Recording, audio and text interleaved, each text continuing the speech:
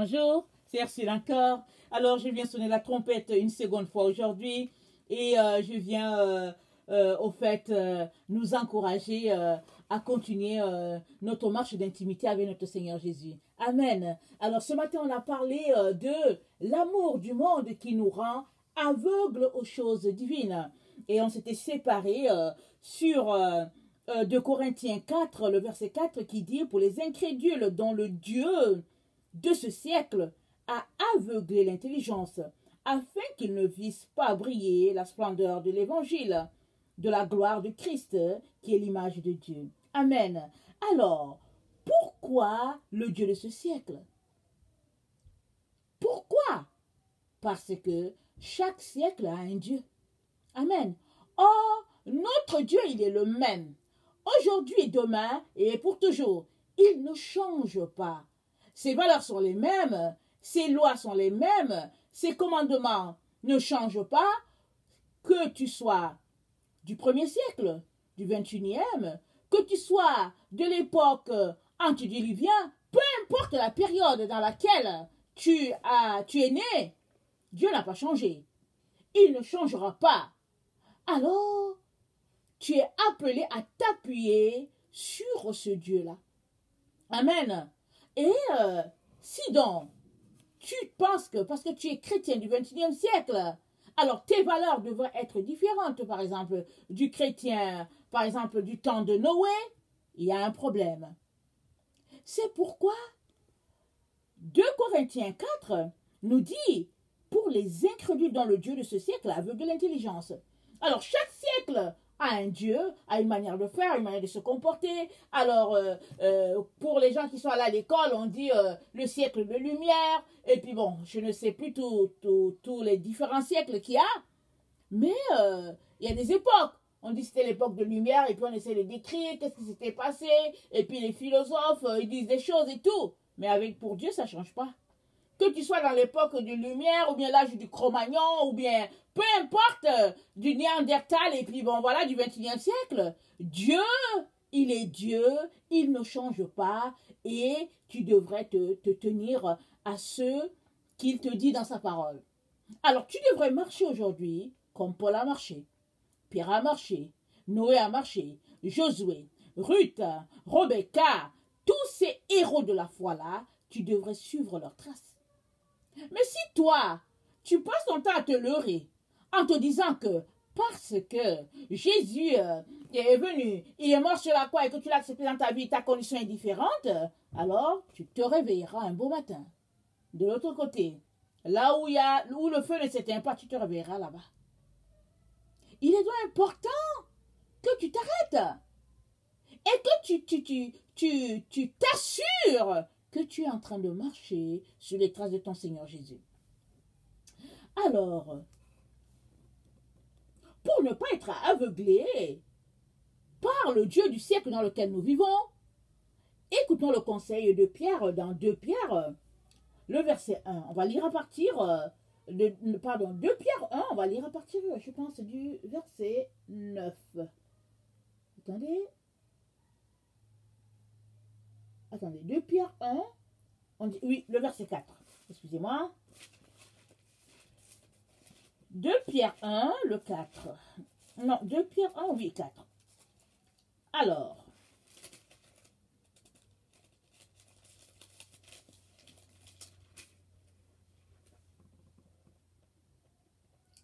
on va commencer à 3.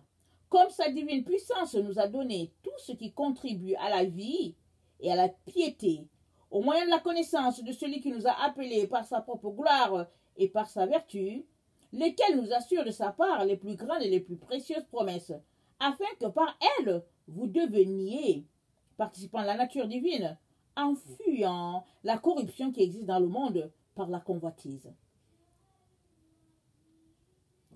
À cause de cela même, faites tous vos efforts pour joindre à votre foi la vertu, à la vertu la science, à la science la tempérance, à la tempérance la patience, à la patience la piété l'amour fraternel, à l'amour fraternel la charité. Car si ces choses sont en vous et ils sont en abondance, et ils sont avec abondance, elles ne vous laisseront point oisifs, ni stériles pour la connaissance de notre Seigneur Jésus-Christ.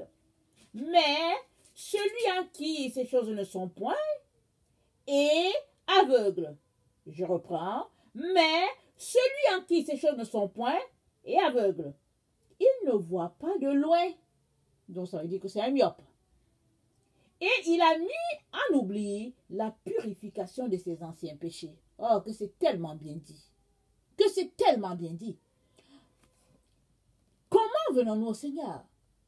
Le jour qu'on accepte le message de l'évangile, c'est le jour où on se rend compte qu'on est des pécheurs. Et si on ne donne pas notre vie à Jésus, alors c'est fini pour nous. Alors ce jour-là, on confesse tous nos péchés, même des choses que on aurait honte à dire, on le dit tout. Parce qu'on vient de rencontrer la personne qui va régler tous nos problèmes. La personne qui a effacé tous les actes qui nous condamnaient et qui nous donne de repartir à zéro.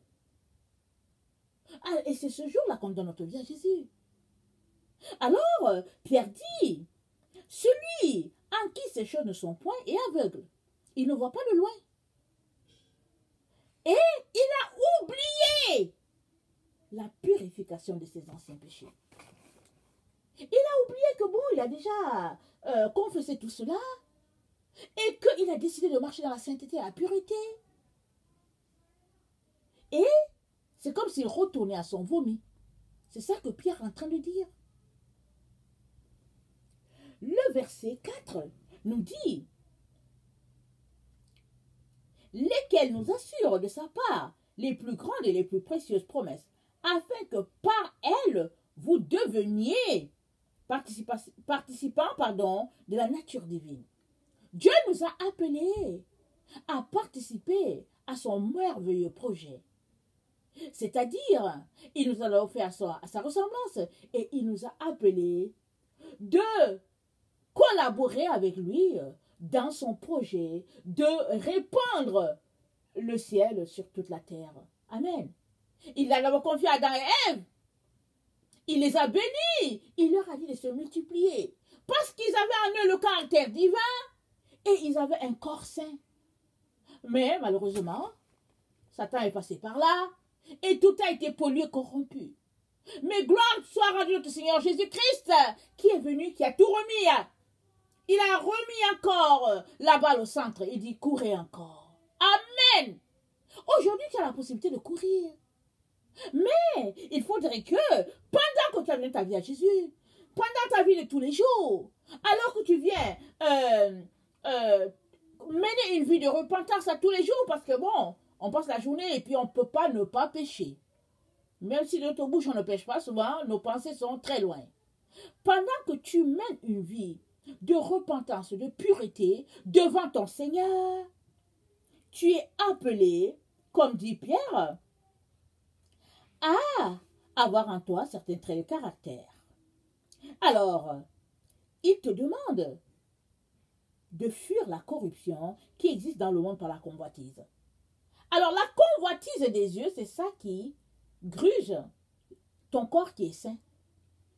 Alors, suppose que je te vois, tu as une belle robe, je la regarde, je trouve que, en tout cas, la robe, elle est belle. Alors, qu'est-ce que je fais? Je passe mon temps sur Internet et puis sur tous les magasins pour savoir où est-ce que tu as acheté cette robe-là parce que je la trouve trop belle, il faut que je la porte. Ça, c'est la convoitise. D'abord, ça veut dire que je n'accepte pas que tu aies cette belle robe. OK? Et puis maintenant, je vais aussi la voir. Et je perds mon temps, mon énergie à fouiller la robe. Et après, je la porte. Mais pendant que je la porte, je m'imagine que cette robe-là peut changer quelque chose dans ma vie. Ainsi, je viens corrompre, gruger dans le corps saint que je m'étais déjà fait. Et Pierre dit ça. Il dit, il faut éviter cette vie de convoitise-là. La convoitise des yeux, ça fait la guerre à l'âme, c'est ça que c'est dit dans la Bible. Ça fait la guerre à l'âme. Alors c'est pour cela que dans notre siècle, bon, tout nous est présenté. À la télévision, sur Internet, et souvent même nos enfants sont en ligne, en train peut-être de faire leurs devoirs, ou bien en train de faire, je ne sais pas, un petit jeu. Alors, il y a des adultes qui se présentent à eux pour le sexe. Tu vois les images, tu vois les femmes qui sont en bikini et puis tu te demandes, mais est-ce que c'est nécessaire? D'autant plus qu'ils savent que c'est un enfant qui est en train de jouer, ce sont des jeux d'enfants. Mais pourquoi est-ce qu'ils font ça? Ils veulent attirer le cœur de ce jeune enfant dans leur piège. Et Pierre nous dit, à cause de cela, faites tous vos efforts pour joindre à votre foi la vertu. À la vertu, la science. À la science, la tempérance. À la tempérance, la patience. À la patience, la piété. À la piété, l'amour fraternel. À l'amour fraternel, la charité. Car si ces choses sont en vous et y sont abondantes, elles ne vous laisseront point oisives ni stériles pour la connaissance de notre Seigneur Jésus-Christ. C'est bien d'avoir ces choses-là, mais de les avoir en abondance. Et cela, ça équivaut à remplir sa lampe à tous les jours, à tout moment. Parce que pour que ces choses-là soient abondantes en toi, ça veut dire que tu passes ton temps à la présence de Dieu continuelle. Ça veut dire qu'à chaque minute, tu ne perds pas le temps. Si tu es pas dans ta parole, tu es en train d'écouter un message qui t'édifie. Et si tu n'es pas en train d'écouter un message, tu es en train de prendre un temps pour prier, pour te sanctifier, pour te purifier, pour élever les autres devant le trône divin. Et Pierre nous dit de fuir la corruption qui existe dans le monde. En tout cas, c'est comme si il parlait de notre époque. Et pourtant, il a écrit au 1er siècle. Alors, imaginez en leur temps, si c'était corrompu, imaginez maintenant combien le monde dans lequel nous sommes est corrompu et souillé. Mais pire encore, le bien est appelé mal aujourd'hui et le mal est appelé bien. Quelqu'un ment et les gens applaudissent parce qu'ils disent qu'il a dit la vérité. Tout ce que Dieu n'aime pas est valorisé dans notre siècle. C'est la corruption partout. Partout. Et toi qui veux marcher de manière pieuse, Pierre te dit, fuis. Alors tu prends tes jambes à ton cou et tu fuis. Parce que ce sont les gens avec qui tu es en relation, c'est eux que Satan va utiliser pour venir te faire sortir de ton amour, ton Seigneur. Ils seront autour de toi, bon voilà, des activités qui, le prime abord, ont l'air bien. Bon, on joue aux cartes, on va regarder un film, on mange ensemble, bon voilà. Et petit à petit, on te détourne du temps que tu passais avec ton Seigneur. Pierre nous dit de fuir. Alors, c'est d'une chose, entendre une chose, et puis, c'en est autre, alors le mettre en pratique. Et moi, je vous conseille de fuir. C'est Pierre qui l'a dit, je vous conseille aussi. Alors, développe des stratégies, pour t'éloigner de toutes les personnes qui vont te distraire, qui vont te perdre le temps. Parce que le temps avec Jésus, c'est précieux, c'est de l'or, c'est de l'éternité. C'est comme ça que je l'appelle. Parce que le temps que tu prends aujourd'hui à chercher ton Seigneur, à le connaître, ce temps-là va te propulser dans l'éternité. Parce que de temps plus que le temps que Dieu nous a donné, c'est une parcelle de l'éternité qu'il a amené jusqu'à nous. Amen. Il a pris un peu du temps de l'éternité et il nous fait vivre dedans. Alors moi, je ne sais pas combien de temps il t'appelle à vivre. 80 ans, 100 ans, 20, 40. En tout cas, on peut retourner à Dieu à tous les âges. Mais seulement, peu importe le temps où tu auras vécu sur cette terre, il faudra que ce temps t'aura servi à connecter parfaitement à ton Dieu. Quel gâchis! Si tu n'étais plus capable de te trouver devant Dieu, quel gâchis! Si, une fois devant Dieu, tu n'aurais juste pas vraiment à sa présence, parce que tu n'auras rien fait pour mériter un petit cadeau de sa part.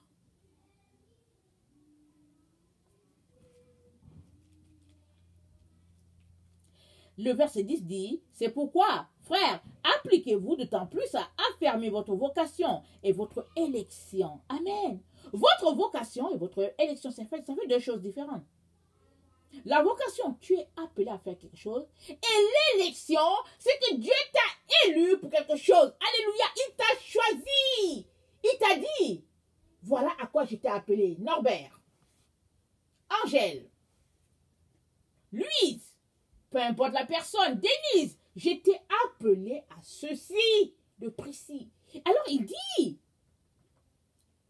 dit, affermir votre vocation et votre élection. Car en faisant ceci, vous ne broncherez jamais. Alléluia. Vous ne broncherez jamais. En tout cas, il a dit vrai. Il a tellement dit vrai. Parce que quand tu es dedans, que tu vis ces choses-là, tu dis oui, c'est la seule façon de te retrouver compté parmi les vierges sages. C'est la seule manière. Sinon, ben, tu seras appelé un jour folle, vierge folle, et tu seras laissé. Tu auras marché toute ta vie avec Jésus. Tu auras fait plein d'activités pour Jésus. Alors, tu auras ri avec les frères, tu auras chanté les cantiques, lu ta Bible, etc., etc. Mais tu seras séparé de Dieu. Je ne te le conseille pas. C'est pourquoi je t'encourage à peser le prix à la balance. Prends une balance, pèse. Aujourd'hui, je pense que tu es appelé à vivre 80 ans avec le luxe, en tout cas tout ce que tu peux aspirer à avoir ou bien espérer avoir. Je suppose que tu l'as. Et de l'autre côté, tu n'as rien. Mais l'éternité est à toi. Alors, qu'est 80 ans dans l'éternité? C'est rien. C'est un souffle. Alors moi, je te conseille de juste laisser aller le souffle. Ah, amen. Si tu laisses aller le souffle, alors l'éternité est pour toi. Mais il y en a qui voient gros, écoutez, qui regardent et puis qui oublient qu'ils ont confessé leur péché un jour. Ils vivent dans la séduction, dans la perversion, dans l'abondance matérielle, dans toutes sortes de distractions. Et à la fin, ils se retrouvent séparés de Dieu. Je t'appelle à être sage. Je te conseille de choisir la voie de la sagesse. Parce que tu ne le regretteras jamais. Les gens vont se moquer de toi aujourd'hui, oui. C'est la partie, au fait. C'est la partie de tous ceux-là qui veulent vivre l'éternité en présence de Dieu. Rappelons-nous Lazare. Il a vécu comme un mendiant. Les chiens léchaient les plaies de Lazare. Il n'y avait pas moyen que Lazare puisse s'en sortir. Excusez-moi. Et Lazare est mort. Il s'est retrouvé dans la présence de Dieu. Et c'était glorieux. Mais le riche, je ne sais pas à quoi il a pensé. Il n'a jamais osé faire du bien à Lazare. Non, il n'a pas osé faire du bien à Lazare. Et lui aussi, il est mort. Et là, il s'est rendu compte qu'il y avait deux mondes, au fait. Que le Lazare qu'il a connu, couché devant sa porte, le Lazare dont les chiens léchaient les plaies, était quelqu'un de glorifié. Et il n'y a pas de comparaison possible. Et lui, il s'est rendu compte qu'il était dans l'étang le feu. Il était dans l'endroit là où il y avait le feu. Et c'est comme ça qu'il s'est souvenu de tout ce qu'il a fait à Lazare. C'est tout ce qu'il a fait subir à Lazare. Et il appelle Abraham au secours. Père Abraham, s'il te plaît, une goutte d'eau, j'ai soif. Mais Abraham a dit, le fossé est trop grand. Lazare, en tout cas, il n'a plus de peur à faire avec toi. Il a souffert. Et maintenant, il est dans la joie. Alors, que ce soit une leçon pour chacun d'entre nous. Si nous voulons être dans la joie un jour, ben, choisissons de souffrir. Et vous savez quoi? À tout un chacun, il y a une souffrance qui est attribuée quand nous sommes venus sur la terre. Tout un chacun. Mais il y a des personnes qui ont la possibilité de contourner leur souffrance. Par exemple, ils sont nés dans une famille nantie matériellement. Alors, leur cœur leur dit de poursuivre le dessein de Dieu dans leur cœur, mais la famille, et puis la honte, la gloire du monde leur dit, vas-y, va du côté de l'argent, et puis un jour, tu reviendras servir ton Dieu. Et finalement, ils perdent tout. Mais il y a des personnes qui sont nées dans des familles riches, comme Mère Teresa. Elle a fini sa course glorieuse en Dieu. Alléluia. Qu'est-ce qu'elle a fait? Elle s'est occupée des malades, des lépreux, des gens qui vivent en Inde, des laissés pour compte. Elle s'est occupée d'eux. Et il y a des personnes qui osent se tenir pour dire que Mère Teresa en enfer. J'ai dit, mais voyons, Mère Teresa en enfer. Qu'est-ce qu'il fallait donc faire pour te sauver? Elle a tout abandonné, toute sa gloire, tout l'argent. Elle est allée servir les démunis, les gens sans valeur, dans une société où la caste, les castes battent leur plein. C'est là que Mère Teresa a servi. Et aujourd'hui, elle est glorifiée. C'est à cela que nous sommes tous appelés. C'est à cela que nous sommes tous appelés.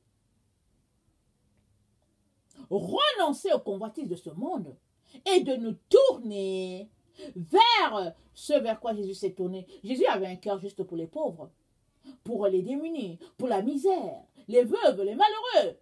Il a dit, heureux les pauvres en esprit. Je ne sais pas, attendez. Je pense que c'est, attendez, est-ce que c'est Matthieu 5? Attendez, on va lire ça. On va regarder ça rapidement pour nous rafraîchir la mémoire. On va voir si c'est Matthieu 5. Bon, voilà, c'est bien ça. Alors, je vais lire. Oh, attendez. Voilà, verset 3. Heureux les pauvres en esprit, car le royaume des cieux est à eux. Pourquoi le royaume des cieux est pour les pauvres en esprit? C'est parce que si tu es pauvre, si dans ton esprit, il y a la pauvreté qui a une valeur, alors, dans la vie de tous les jours, tu ne te tourneras pas vers l'opulence des riches. Tu vivras en démuni sur cette terre comme a vécu notre Seigneur Jésus-Christ. Amen. Jésus a vécu en pauvre, de glorieux qu'il était. Il a laissé toute la gloire céleste. Il est venu sur la terre, il a marché comme une personne qui n'avait rien. Parce que tu sais quoi? Vous savez quoi? L'humilité, c'est la qualité numéro 1 de Dieu. Dieu est un Dieu humble. C'est pourquoi il dit, Dieu résiste aux orgueilleux, mais il fait grâce aux humbles. Alors, si tu es orgueilleux, tu peux être sûr que tu ne verras jamais Dieu. Parce qu'il est humble, il l'a dit. Il dit, Dieu résiste aux orgueilleux. Je te conseille de te déshabiller de ton orgueil et de revêtir le manteau de l'humilité. Parce que tu cours la chance de voir Dieu un jour. Amen. Alors,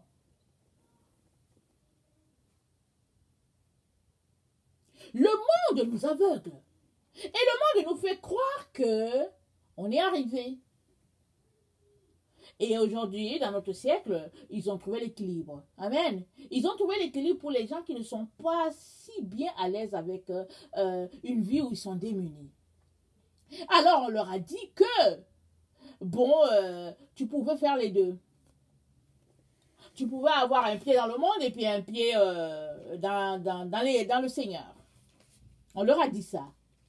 Et finalement, le chrétien d'aujourd'hui essaie de trouver son équilibre, son juste milieu. Un peu du monde, un peu de Dieu. Un peu du monde, un peu de Dieu. Mais qu'est-ce que Jésus a dit? Il dit, je te vomirai. Parce que tu n'es ni chaud ni froid, je te vomis. C'est ça que Jésus a dit. Laodicée. C'est ça le problème de Laodicée, c'est le problème de notre époque. Tu ne veux pas finir comme Laodicée? Alors, tu ne veux pas que le sort de Laodicée t'arrive? Alors, choisis. Prends position. Et choisis de te dépouiller de toutes les valeurs de ce monde-là.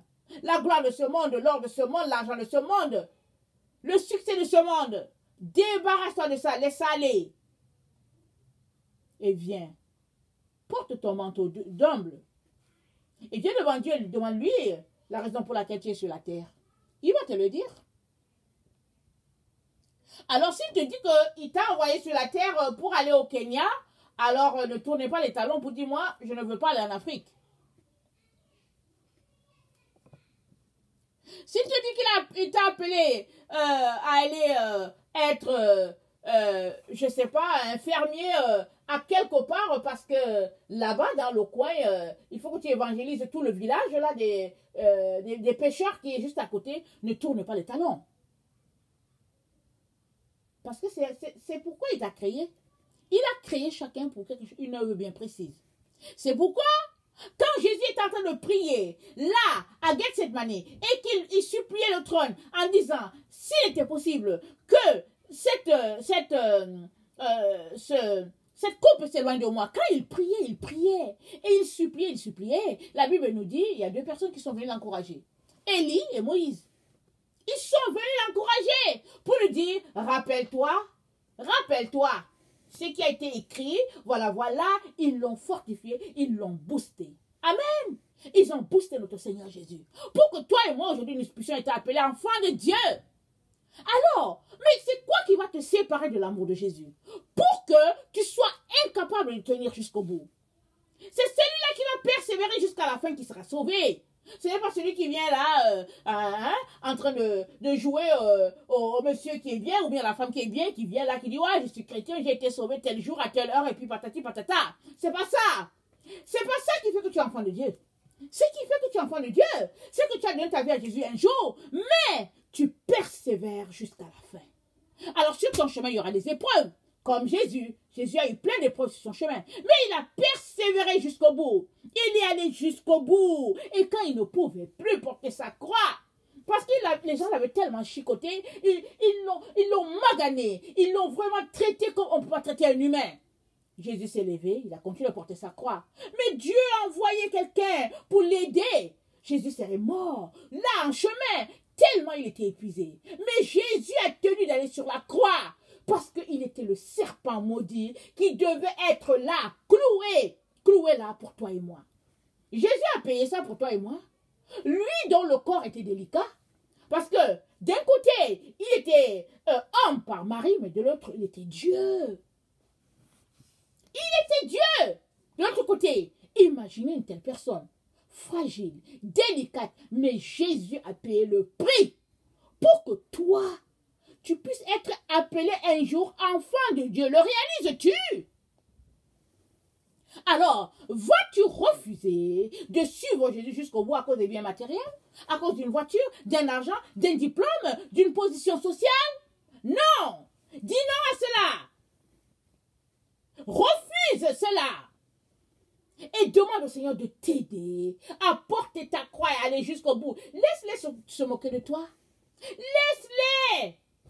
Un jour, ils réaliseront qu'ils ont fait la pire erreur de leur vie. Laisse-les se moquer de toi. Mais aujourd'hui, on ne veut pas que les gens se moquent de nous, on veut paraître bien, et puis bon, voilà, et puis bon, on se fait passer pour le chrétien le plus important de la terre, et puis bon, voilà.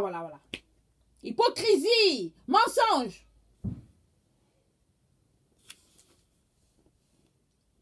Romains 2, le verset 19.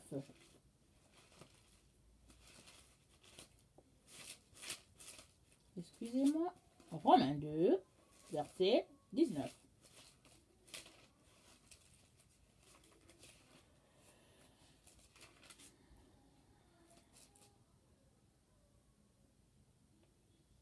Toi qui te flatte d'être le conducteur des aveugles, la lumière de ceux qui sont dans les ténèbres, le docteur des insensés, le maître des ignorants, parce que tu as dans la loi la règle de la science et de la vérité. Toi donc, qui enseignes les autres, tu ne t'enseignes pas toi-même. Toi qui prêches de ne pas dérober, tu dérobes. Toi qui dis de ne pas commettre l'adultère, tu commets l'adultère. Toi qui as en abomination les idoles, tu commets des sacrilèges. Toi qui te fais une gloire de la loi, tu déshonores Dieu par la transgression de la loi. Car le nom de Dieu à cause de vous blasphémé parmi les païens, comme cela est écrit. Voilà un peu ce qui se passe dans le cœur de plusieurs enfants de Dieu. Devant les gens, ils sont les chrétiens les plus extraordinaires. Vraiment, ils sont hommes de Dieu, femmes de Dieu, et puis bon voilà, blablabla. Mais en cachette, ils sont des hypocrites. Ils ont double vie. Et le Seigneur nous dit de renoncer à cette manière de faire. De renoncer à cela. Et de courir après le Seigneur Jésus. Parce que tant et aussi longtemps qu'on va s'attacher aux choses du monde et à une certaine gloire, à la chair, tant et aussi longtemps qu'on va aimer ces choses-là, nous serons aveuglés, empêchés de voir Dieu dans toute sa gloire. Mais à partir du moment où tu donnes ta vie à Jésus, ce qui arriva à Paul va t'arriver. Paul, sur la route, alors c'est dit que ses yeux étaient ouverts, mais il était aveugle. C'est ça qui arrive aux enfants de Dieu. D'abord à toute la création aujourd'hui, les gens sont aveuglés. Ils sont là, ils sont dans l'illusion du bonheur, alors qu'ils sont perdus. Alors tu les vois, ils s'asseyent là, et puis ils se sentent heureux. L'autre, il s'envoie des textos. L'autre, en tout cas, il raconte à l'autre comment, voilà. Et puis, mais toutes sortes d'histoires, tu t'arrêtes, tu te dis, mais qu'est-ce qui se passe? Mais c'est à ça que Satan et ses anges et ses démons ont conduit l'humanité. C'est là que l'humanité est arrivée. Et l'humanité est là, pris dans le piège de la séduction, de la convoitise. C'est là que l'humanité est. Mais toi, tu dois sortir de là. Parce que tant et aussi longtemps que tu ne te lèves pas pour prendre position, tu es dans le filet. N'oublions pas que quand Jésus-Christ a dit, faites tout pour ne pas tomber dans le filet, Jésus l'a parlé il y a plus de 2000 ans. Jésus l'a dit, et en ce temps-là, le filet a eu le temps de se remplir des gens. Des pièges ont été mis petit à petit, pour engloutir les enfants de Dieu. Parce qu'ils donnent leur vie à Jésus tout de suite, et tout de suite, on les engloutit, on les met dans la religion. Et après, quand on les met dans la religion, on les sort de l'autre côté, et puis ils sont complètement perdus, on les balance de l'autre côté dans l'enfer. Voilà un peu comment ça se passe. C'est un travail à la chaîne. Je vais lire rapidement, Luc 21. Jésus dit, veillez donc, Luc 21, verset 26, veillez donc et priez en tout temps afin que vous ayez la force d'échapper à toutes ces choses qui arriveront et de paraître debout devant le Fils de l'homme. Ok, c'est pas ça que je voulais dire. Le verset 35, excusez-moi, car il viendra comme un filet sur tout ce qui habite sur la face de toute la terre. Mais le filet a été lancé depuis plus de 2000 ans. Le filet est lancé. Et alors, tu donnes ta vie à Jésus, tu es content, tu racontes à l'autre, ah, je suis chrétien, l'autre dit, ah oui, ça veut dire quoi? Tu expliques, et puis l'autre te dit, ne t'en fais pas, tu vas devenir comme nous. Ils sont contents de décourager les autres. Et gare à toi, hein, si tu décides que tu ne veux pas faire comme eux, et que tu es différent, tu veux suivre ton Jésus, mais ils vont te persécuter. Ah là là, ils vont te traiter comme le pire ennemi de Dieu. Mais c'est pas grave. Ne marche pas avec eux, hein. Ne marche pas avec eux. Paul a dit quoi? Il a dit fuyez-les. Il faut les fuir. Paul l'a dit. Attendez, on va lire ça rapidement. On va prier que la vidéo ne se ferme pas. On va prier que la vidéo soit encore là et puis qu'on ait de la place. Je m'en vais dans Timothée, déjà pour te diriger, pour t'orienter. Alors,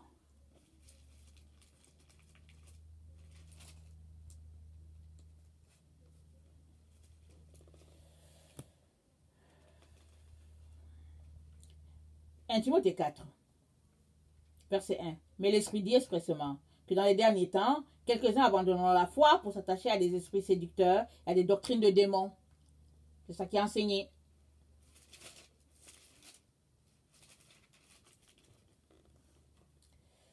Attendez. 2 Timothée, verset 15. Efforce-toi de te présenter devant Dieu comme un homme éprouvé, un ouvrier qui n'a point à rougir, qui dispense droitement la parole de la vérité. Évite les discours vains et profanes, car ceux qui les tiennent avanceront toujours plus dans l'impiété et leur parole rongera comme la gangrène. De ce groupe sont Hyménée et Philette, qui se sont détournés de la vérité, disant que la résurrection est déjà arrivée et qui renversent la foi des uns de quelques-uns. Voilà, ce n'est pas nouveau. Et 2 Timothée 3, sache que dans les derniers jours, il y aura des temps difficiles. Car les hommes seront égoïstes, amis de l'argent, fanfarons, hautains, blasphémateurs, rebelles à leurs parents, ingrats, irréligieux, insensibles, déloyaux, calomniateurs, intempérants, cruels, ennemis des gens de bien, traîtres, emportés d'orgueil, enflés d'orgueil, aimant les plaisirs plus que Dieu, ayant l'apparence de la piété, mais reniant ce qui en fait la force. Éloigne-toi de ces gens-là. Éloigne-toi de ces gens-là. Éloigne-toi de ces gens-là. Ça fait quoi si tu es seul? Ça fait quoi si ton seul ami c'est Jésus? Que de rester là avec eux, faire comme si tu manges avec eux, et puis ils ne veulent pas que tu sois là. Ils ne veulent pas de toi. Ils veulent se vautrer dans leur médiocrité et leur péché. Fuis-les. Ils vont te conduire en enfer. Ils sont déjà en enfer. Ils ont leur Bible sous les scènes. Ils tapent les mains pour louer leur Dieu, mais ils sont en direction de l'enfer. Fuis-les. Parce que toi, tu cherches le paradis. Amen. Que le Seigneur bénisse sa parole. Je vous aime beaucoup. Et Dieu, davantage. Excusez-moi de vous secouer. Il est très important que vous sortiez de là. Amen. Que la gloire de Dieu demeure sur chacun d'entre nous. Béni soit le nom de notre Dieu. Alléluia. Merci.